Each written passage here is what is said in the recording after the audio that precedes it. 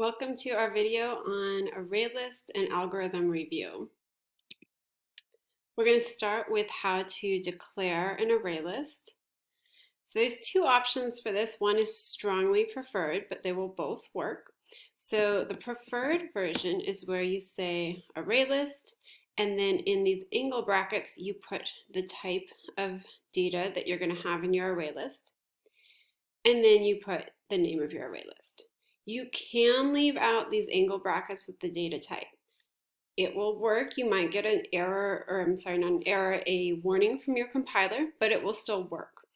But we really prefer to indicate the data type. It gives you as the coder and the reader of code more information, and it gives Java more information so it can check for errors while it's compiling your code and not just find them when it's running. So we really want to use this syntax, but know that this one will work as well. It's important to note as well that the data type that you put in the angle brackets needs to be a class name. We can't use primitives with ArrayLists. So remember, our primitives are things like int, boolean with a lowercase b, double with the lowercase d, char, all those data types that start with the lowercase. They're built into Java, and those are the primitives. We can use the sort of matching class for them. So instead of int, lowercase I, we would use the integer class. So as an example of that here, array list of integer objects called nums, and then of course string is a class.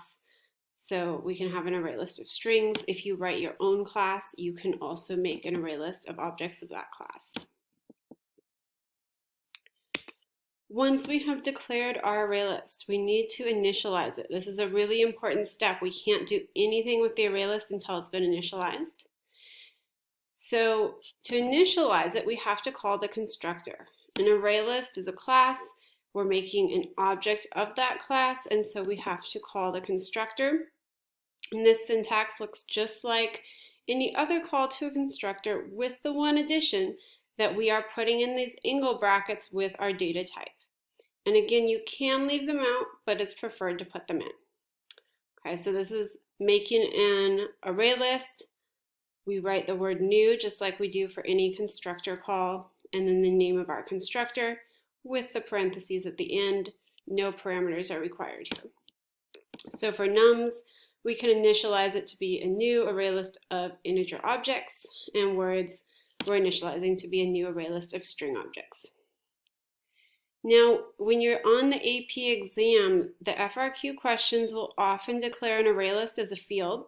So they'll give you a class, they'll have an array list field in it, and then they'll say, write the constructor, or write this method.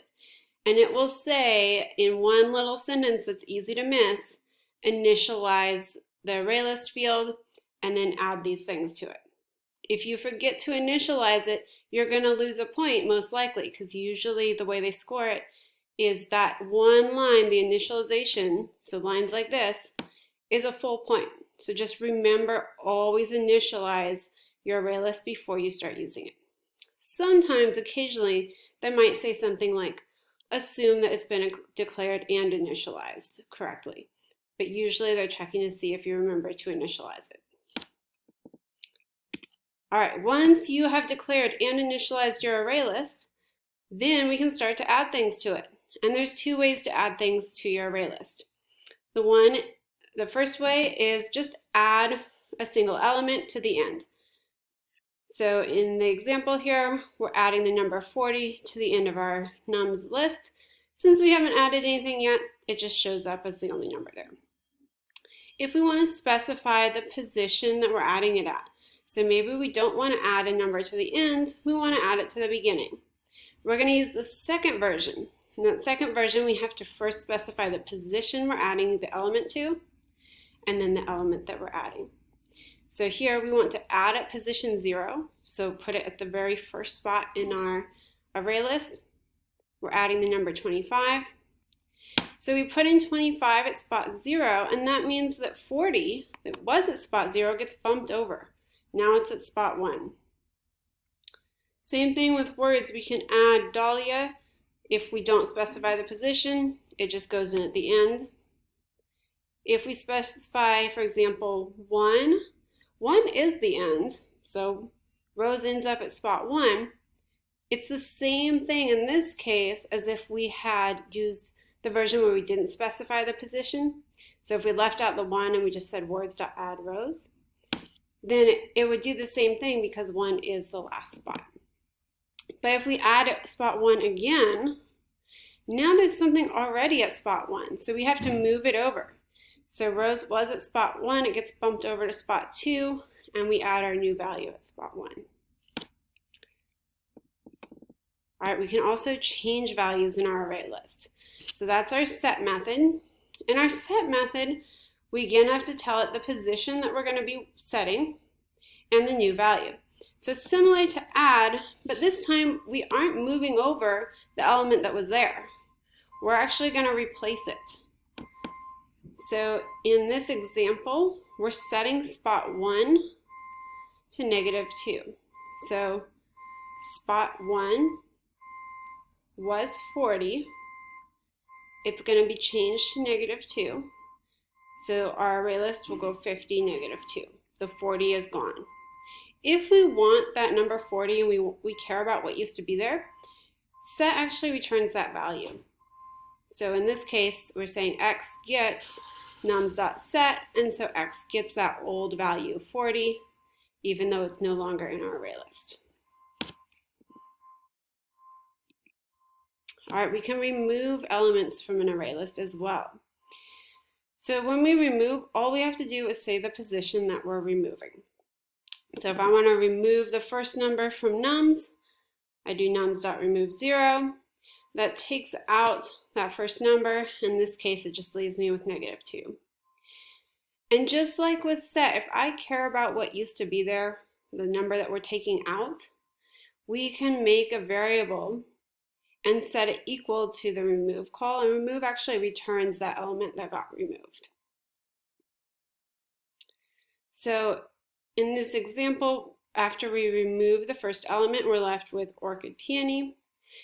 When we remove peony, so spot 1, that value is returned, and in this case I've chosen to save that into a string variable. So flower removed gets peony, and our words array list only has the value orchid left in it. All right, so now we're going to move into loops. We use loops with array lists a lot. So our first example, we're just going to be calculating the average of a bunch of numbers.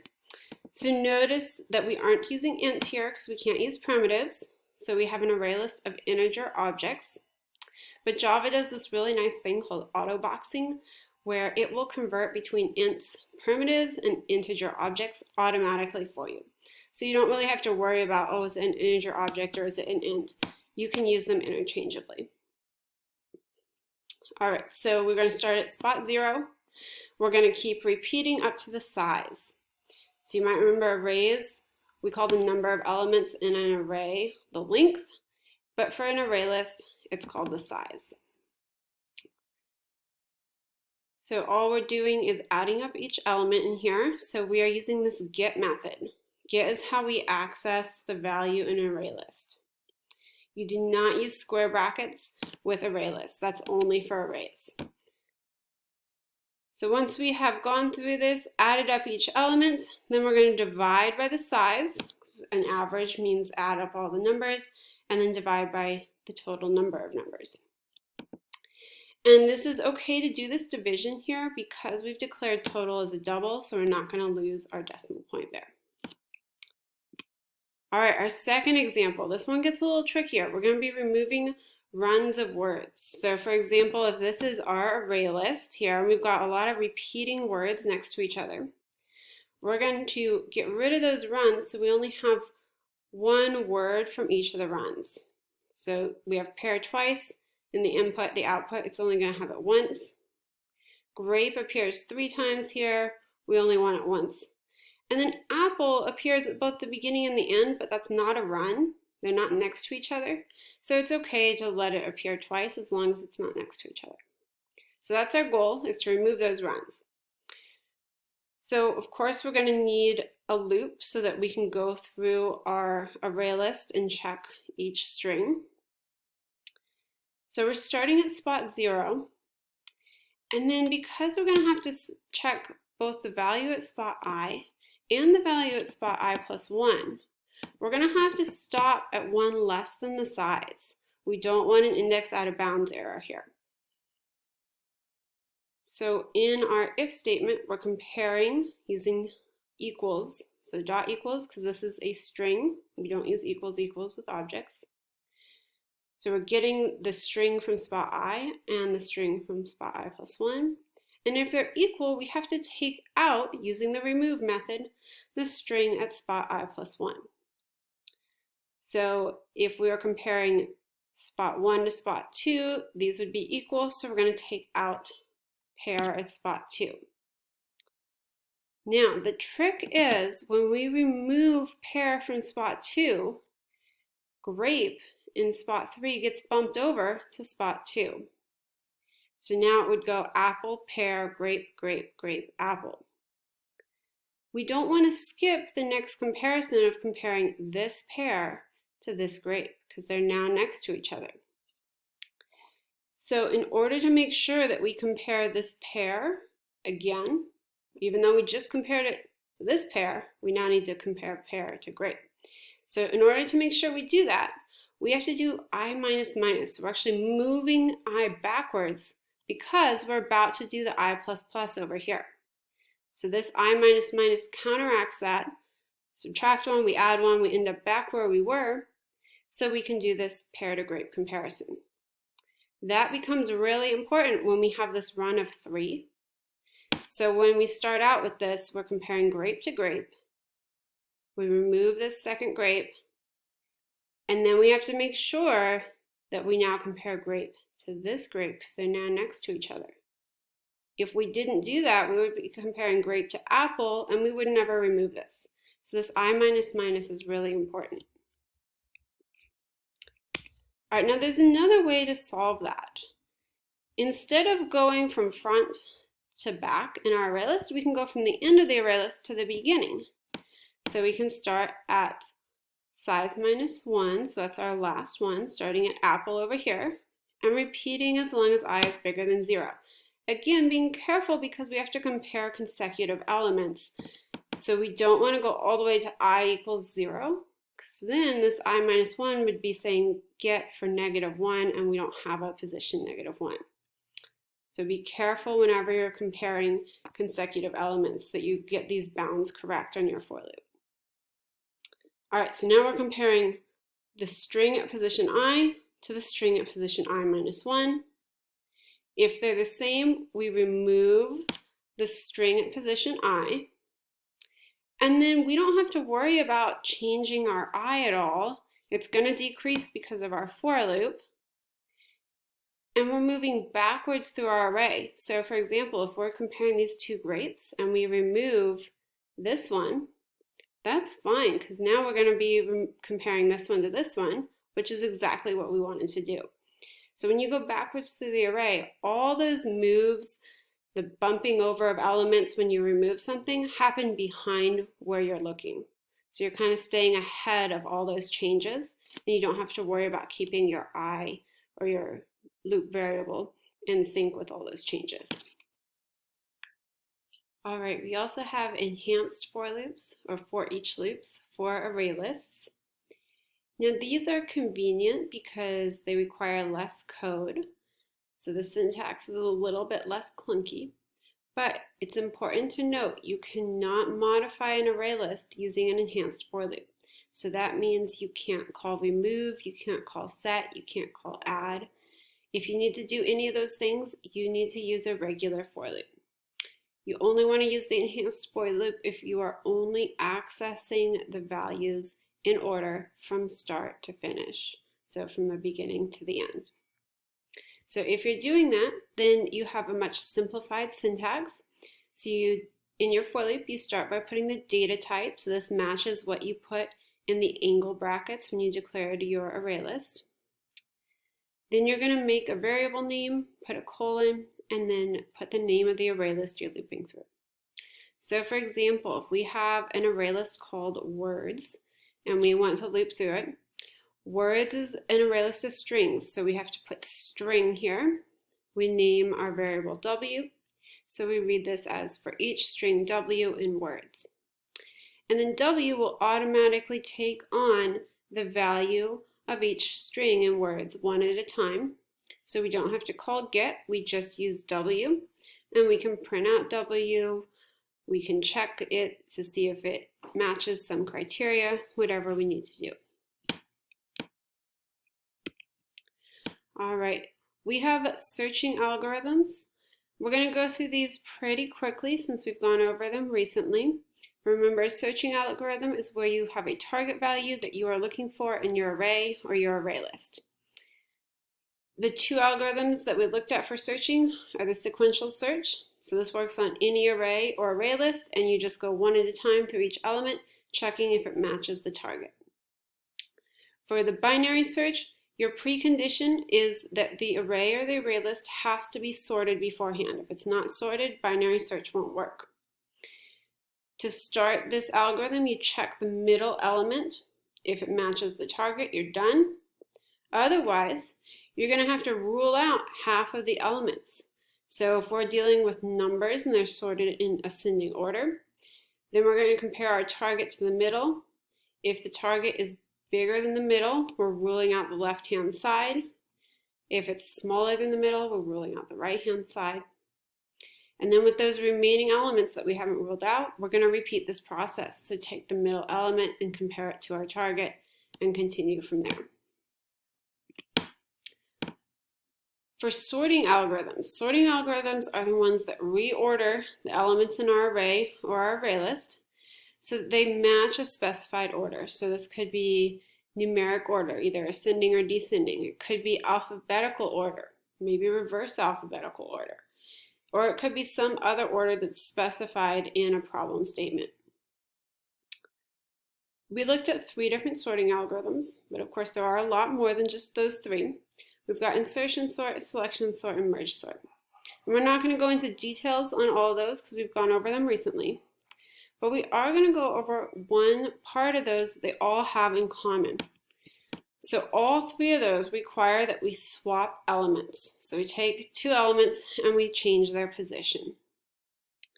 So we're going to start with how we do this in arrays, and then we'll go through how to do it with an array list. So if we have an array of string elements called strs, and we want to switch the values at spot I and spot j, then the first thing we're going to do is save the value at spot I into a temporary variable. The reason we do that is our next step, we are going to be putting a new value at spot I. So if we don't save it first, then that value is lost, gone forever. So we have to save it, then put the value from spot j into spot I, and then take that temporary variable that has the value that used to be at spot I and put it into spot j. Here's a version where we do this with an array list. So an array list of strings, again, swapping the values at spot I and j. Now we're going to take advantage of the fact that the set method returns the value that used to be at the position that you're setting. So in this first line of code, we are setting the value at spot I to the value at spot j. So we're getting the value from spot j, putting it into spot I, and set returns the value that used to be there, and we're saving that in temp. Then, to get that value into spot j, we just call our set method. So we're setting spot j to have that value that used to be at spot I, and then our swap is complete. All right, so this concludes our video on array lists and algorithms. We've gone over declaring and initializing array lists. Don't forget that initialization step.